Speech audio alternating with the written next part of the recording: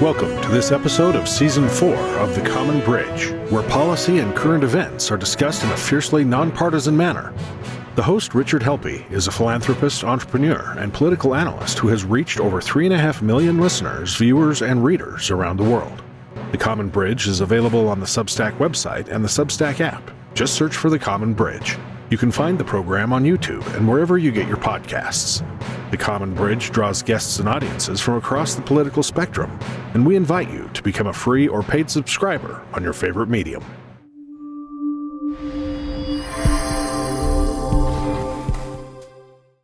Hello, this is Rich Helppie, your host of The Common Bridge, and today a quick editorial recap of the 2022 midterms. Now, don't worry, we're going to be back to talking about issues and policy solutions next week. In fact, we've got some really interesting content from Dr. James Baker talking about COVID, biolabs in Boston, vaccines, and a whole lot more. And while we comment on the midterms tonight, just not all races have been finalized yet. In fact, the control of the United States House of Representatives is not decided. This is one person's opinion, and we're going to have some fun with it. I'd like to cover how the elections turned out, how I think the extremes are crumbling, and where the partisans held firm, abortion referendums, analysis of voting, which is a really different tale this time, and finally, a look ahead to 2024, indictments, maybe more.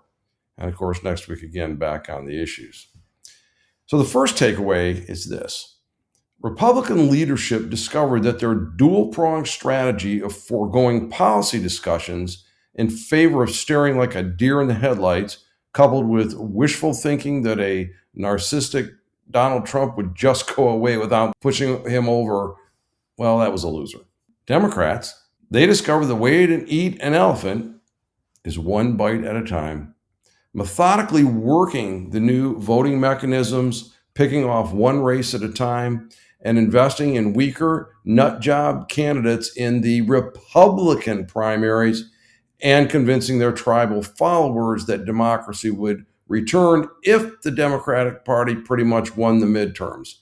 The same process with a different result, of course, would mean democracy's over. But the good news, we don't have to write a story about Rob Reiner going full Kenosha to fight off the MAGA protesters, but we do have to worry whether or not Joe Biden is going to do a follow-up to his push to eradicate thought criminals in the MAGA ranks. He's talking to Facebook about it, I bet. Anyway, the Democrats still need to tone down the gaslighting and fear-mongering. The Republicans need to find some spine and kick Trump to the curb. The guy is clearly a boat anchor on a distant swimmer. But there are the green shoots of returning to normal, with losing candidates blaming their political parties and the political parties blaming the candidates, which is much more normal than blaming the elections themselves. So the extremes are crumbling. 7 governors, at least 10 House seats, and as many as 45, what they would be termed election deniers, lost their races. It seems that having an endorsement by Donald Trump as one's chief asset isn't all that valuable.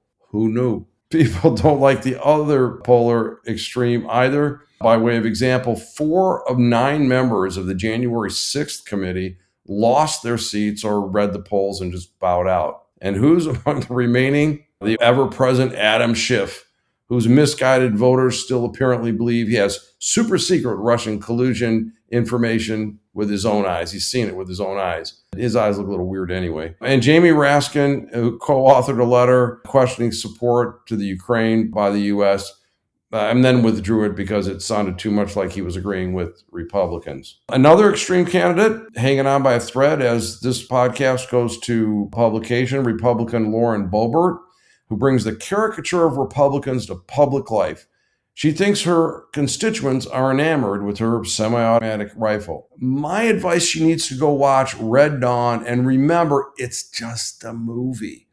So the period of trying to see who can out-crazy Donald Trump may be passing, Lauren. Get the memo. Up in Washington State, Democrat Marie Gluesenkamp Perez has defeated Joe Kent. Kent now is a far-right guy who was endorsed by former President Trump. And this means it's really important that the Democrats have captured a seat, Washington's 3rd congressional district, that they have not been in for over 12 years. And again, as I said, the balance of power in the House could go either way. Now, those are some extremes that have been sent packing. There's others that have been rewarded. So governors in Illinois, Maryland, and Pennsylvania benefited from Democratic-aligned groups pouring millions into Trump-backed candidates, including, and you can't make this stuff up, a QAnon guy in Maryland. However, Maryland's governor-elect Wes Moore said, hey, it made no difference because I was going to win anyway. Okay, so maybe, probably, whatever. So why do it if this was the threat he said it was? On the Senate side, Blake Masters in Arizona, Mehmet Oz in Pennsylvania, and Don Bolduc in New Hampshire all lost. Again, the takeaway, if your sole qualification is that Donald Trump says he likes you, it may not bode well. Trump himself can't figure out why, if he likes someone or something, why everyone else doesn't like it too. On a side note, it's kind of sad that Dr. Oz did call John Fetterman, but then had to email him because the senator-elect couldn't understand the verbal concession. Oh, and one more race to go. In the Senate, Herschel Walker, who will, I think, lose the runoff. He'll be done in because he won't have Brian Kemp's coattails to run with, and Kemp far outpolled. Herschel heard it was a runoff. He was very excited. He said, I've run off tackle. I've run off from my kids. I can run off with the best of them. He didn't really say that, but I thought it was kind of cute. Peter Meyer in Michigan's 3rd District. I think this is a really interesting case here. He voted to impeach Donald Trump, yet he lost a Republican primary to a fellow named John Gibbs. Gibbs was endorsed by Mr. Trump, is unabashed thinking that the 2020 election was rigged, and is purported to have once suggested that allowing women to vote had hurt the country. But he was bankrolled by Democrats. You know, the guys fighting for democracy. But hey, the investment paid off as Democrat Hillary Scholten won the general election. First Democrat representing Grand Rapids, and there's been some redistricting in almost 50 years. And Gibbs, true to form, promptly questioned the election integrity. Guess what a working media would have asked of the Democrats? Why didn't you put the primary money behind Peter Meyer and show him as someone standing up against his own party, including voting to impeach a president of his own party? Given the above, it's no surprise the Democrats backed an ethically challenged governor with authoritarian instincts in Michigan. They ignored her COVID disasters, ignored her ethics, but hey, Colt Blue backed her. Governor Whitmer is returning to office because of 4 things. First of all, the top 2 Republican challengers completely hosed their petitions. Second, they had a massive spending advantage over the Republican challenger, Tudor Dixon, 28-1 at the beginning of the election season, 10-1 at the end. Thirdly, the lack of a mildly curious media system that would have asked about the pandemic policies, the governor's trips, the governor's command of the subject matter.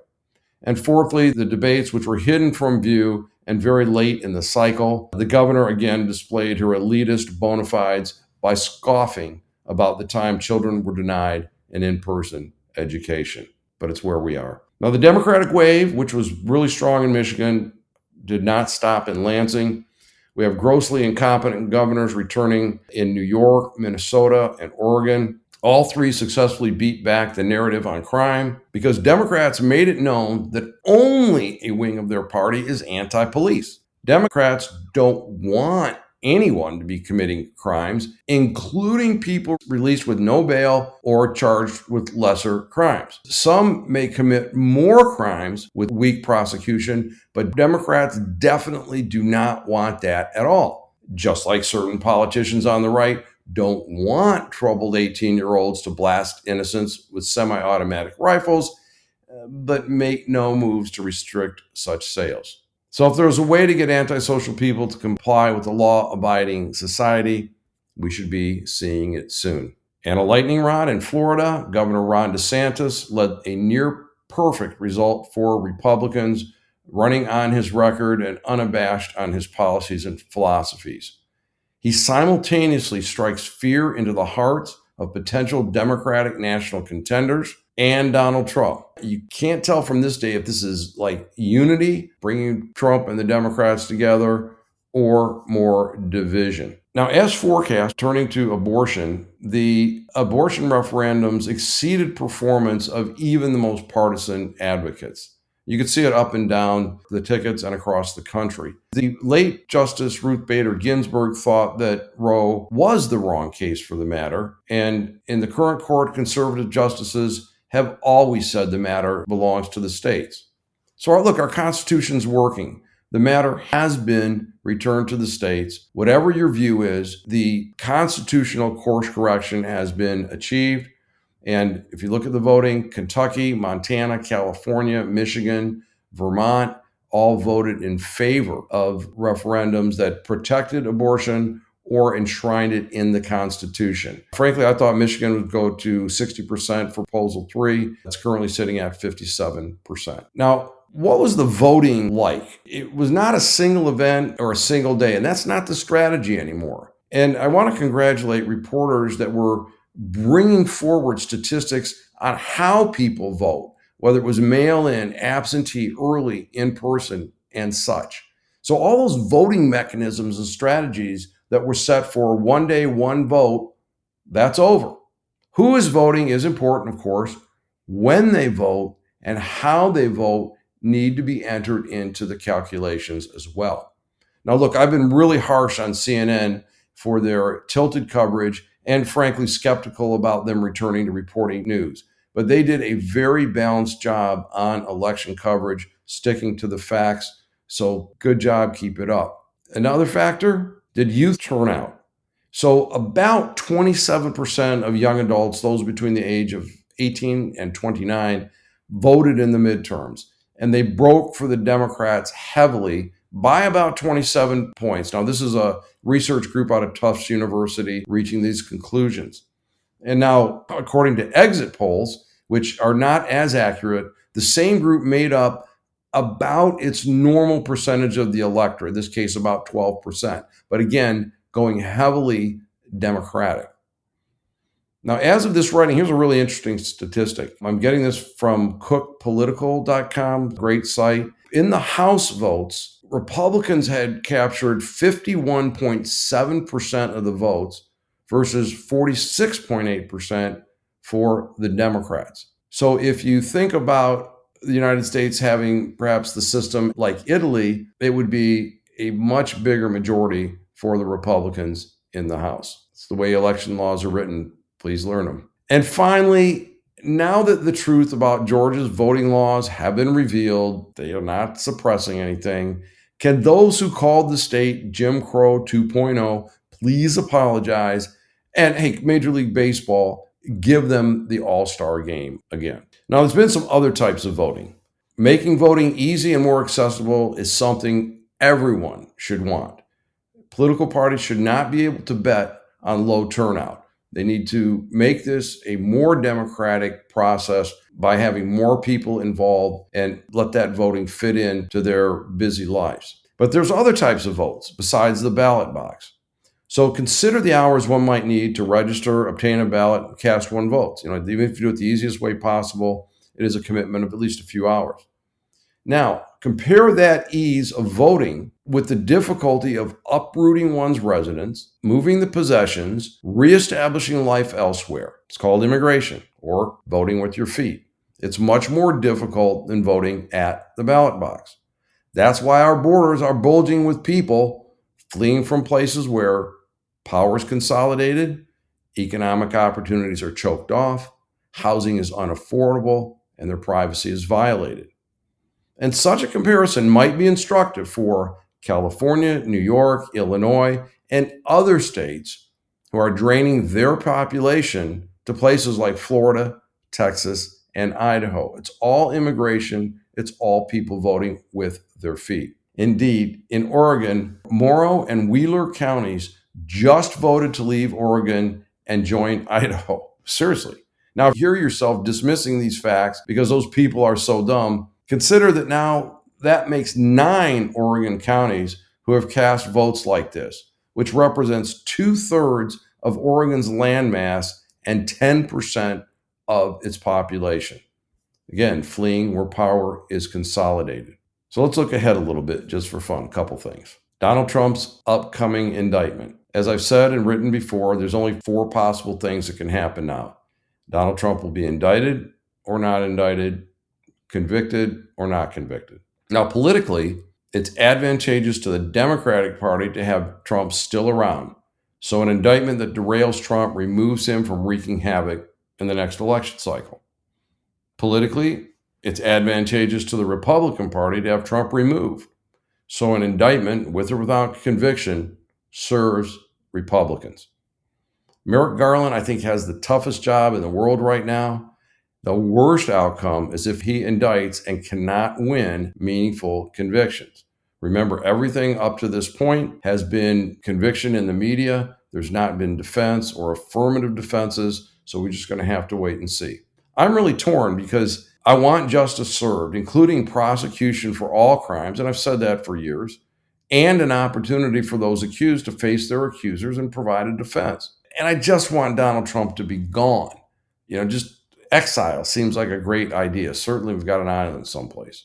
Okay, 2024 election cycle, swing states, Michigan, Wisconsin, Pennsylvania, with Democratic governors. That's going to be a boost for them.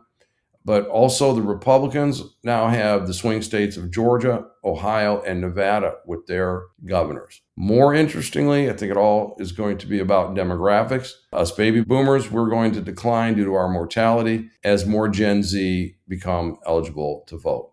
So it's back to work. Things are back to normal. President Biden confuses Cambodia and Colombia, but hey, who doesn't? 2 different continents, 2 different races, 2 different languages, 2 different countries. Anybody in the Oval Office could make that mistake, I guess. The student debt relief, which was a key part of some of that early voting, is slammed as unconstitutional. It is. There's a solution out there. It's called an excise tax on endowments of universities. The new buzzword now is border security. That's because people realize that humankind has immigrated since the beginning of time. We need to be smart about it, so we can't be against immigration, but we must be in favor of border security. So as I end this, I want to just think about 2 quotes from 2 people much smarter than me. Alexei de Tocqueville said, "A democracy cannot exist as a permanent form of government. It can only exist until the voters discover they can vote themselves largesse from the public treasury. And from that moment on, the majority always votes for the candidates promising the most benefits from the public treasury, with the result that a democracy always collapses over loose fiscal policy, always followed by a dictatorship." The average age of the world's greatest civilizations, 200 years. John Kennedy said, "Ask not what your country can do for you, ask what you can do for your country."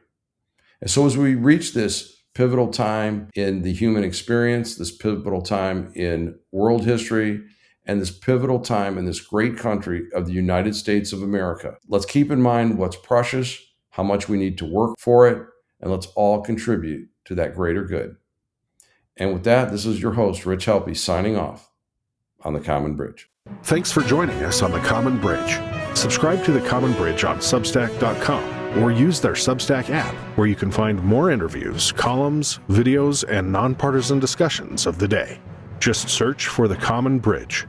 You can also find The Common Bridge on Mission Control Radio on your Radio Garden app.